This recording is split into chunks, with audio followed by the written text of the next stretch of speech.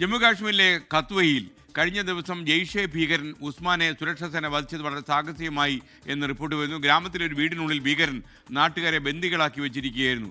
വീടിനുള്ളിൽ കടന്ന സുരക്ഷാ സേന ഭീകരരെ കബളിപ്പിച്ച് തോക്ക് കൈക്കലാക്കിയ ശേഷമാണ് അവരെ വകവരുത്തിയത്.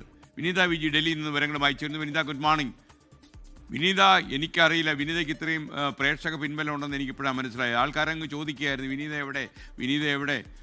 ആൾക്കാരുടെ സംശയം അറിയാമല്ലോ, പുതിയ പുതിയ സ്ഥലങ്ങളൊക്കെ വരുന്ന മേച്ചിൽപ്പുറം തേടി പോയോ എന്നൊക്കെയായിരുന്നു. എന്താ പറ്റിയ വിനീത, പറഞ്ഞോളൂ പ്രേക്ഷകരോട്. വെരി ഗുഡ് മോർണിംഗ് എസ്കേൻ. ഒന്ന് നാട്ടിലേക്ക് പോയതാണ്, പുതിയ മേച്ചിൽപ്പുറങ്ങളിലേക്കൊന്നും പോയിട്ടില്ല, ഇവിടെ തന്നെയുണ്ട്. തിരിച്ചതായി ഇന്ന് പുലർച്ചെ വീണ്ടും ഡൽഹിയിലേക്ക് എത്തിയിരിക്കുകയാണ് എസ്കേൻ. ഓക്കെ, നന്നായി. ഓക്കെ വിനീത, ഗുഡ് മോർണിംഗ്. ഇനി വാർത്തയിലേക്ക്. എസ്കേൻ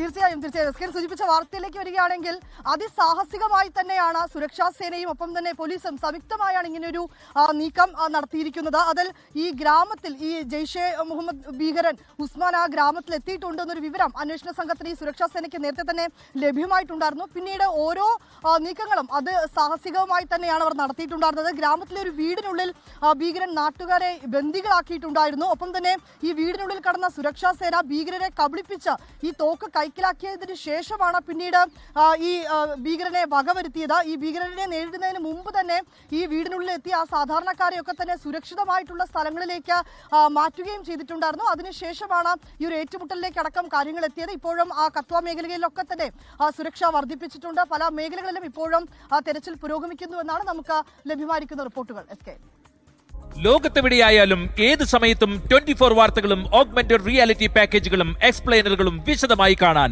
ഞങ്ങളുടെ യൂട്യൂബ് ചാനൽ നിങ്ങൾക്ക് സബ്സ്ക്രൈബ് ചെയ്യാം.